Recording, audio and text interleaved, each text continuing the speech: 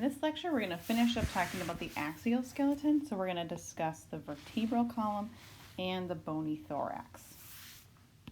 To quickly review, the skull, the thorax, and the vertebral column are all the different parts of the axial skeleton, and then the rest of the skeleton is known as the appendicular skeleton.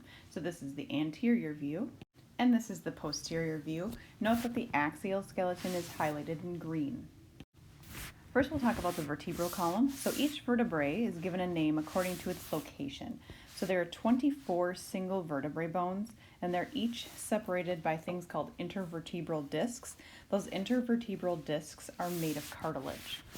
There are 7 cervical vertebrae. Those are in the neck. There are 12 thoracic vertebrae, and those are in the chest region. And then there are 5 lumbar vertebrae, and those are associated with the low back.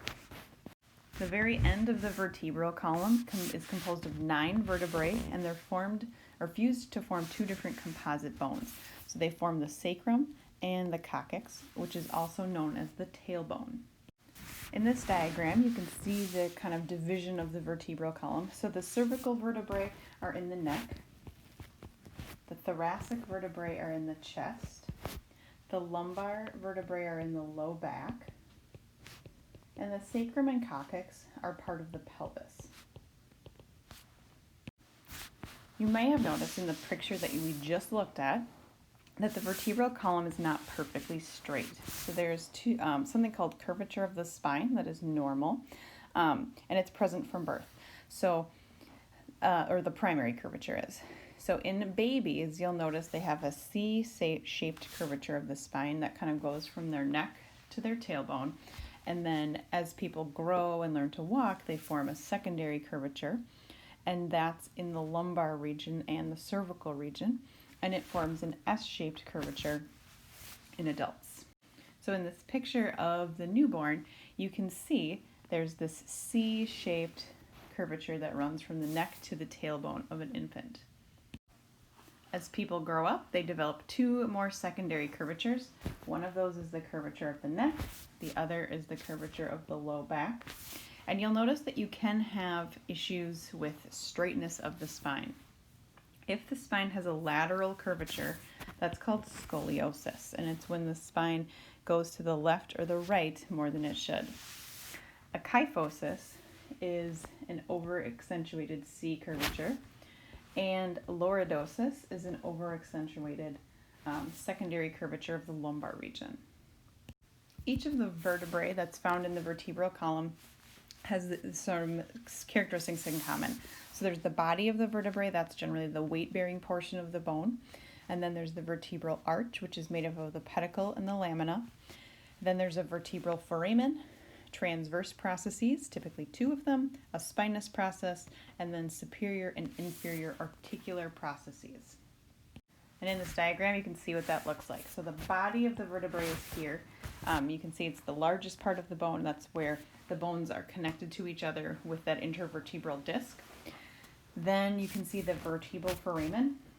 This is the opening through which the spinal cord passes. And then the spinous process forms the center. It sticks out. It makes kind of the bony part of the middle of your back. That's where muscles attach. The transverse processes in the thorax have these articulations where ribs articulate from the back of your body and then move to the front. And then there are superior articular process and facet. This is where vertebrae can attach to other vertebrae. The first 2 vertebrae of the spinal column in your neck are called the atlas and the axis, and these 2 are specialized because they're the 2 bones that move relative to one another into your skull in a way to allow you to nod your head yes and nod your head no. So they look a little bit less typical than the other vertebrae that are in your vertebral column. The rest of the cervical vertebrae are fairly light bones because they don't require you to carry tons of weight because your head sits on top of them. You might notice that the transverse process doesn't have to stick out very far in these bones because they do not articulate with ribs. Your muscles in your neck also are not massive, and so the spinous process doesn't have to be quite as large either. Once you move down to the thoracic vertebrae, you'll notice the body gets a little bit larger. The transverse processes have facets because that's where the ribs articulate. The spinous process gets a little bit larger, and the body can support more weight. And then the lumbar vertebrae are the last set of individual vertebrae that are in the spinal column. The transverse processes do not have a facet because you don't have ribs there, but they are extended because there is muscles in your back that attach to those. And notice that the body is very large because this is bearing the weight of your entire torso. The sacrum is made up of the fusion of 5 vertebrae, so they fuse together to form one bone. And then the coccyx is formed from 3 to 5 vertebrae. Kind of genetics determines how many bones are there. And the coccyx is also called your tailbone, or remnant of a tail that other vertebrates have. So here you can see the sacrum is actually quite large, and it forms the back of your pelvis. It's a pretty large, heavy bone. And then the coccyx is just an extension of the sacrum, and it does not have like a weight-bearing function or anything. Moving on to the bony thorax, this forms a cage that protects the major organs that are in your chest. So that includes your heart and lungs. It's also formed by the sternum and or made up of the sternum and the ribs, and then also the thoracic vertebrae that form the back.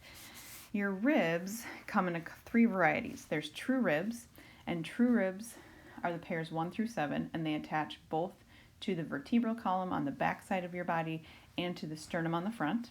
False ribs attach to your rib cage, attach to your vertebrae, but then they attach to the cartilage of your true ribs. And then the floating ribs attach to your vertebral column and do not wrap all the way around to the front side of your body. So in this diagram, you can see the bones that make up the bony thorax. You've got the sternum, which is this bone here. It's made up of a couple parts. The manubrium is the top part of the sternum, and then the body of the sternum is below that. And then you can see that the ends of the ribs are cartilage. That's what this blue tissue is, which is helpful to know. So if you ever need to have read a nose reconstruction or something, sometimes they'll take cartilage from your rib to do that. Oh, at the bottom of the sternum is also the structure called the xiphoid process. If you ever have to do the Heimlich maneuver on someone, you might accidentally break that, but it's better than choking. So there you go.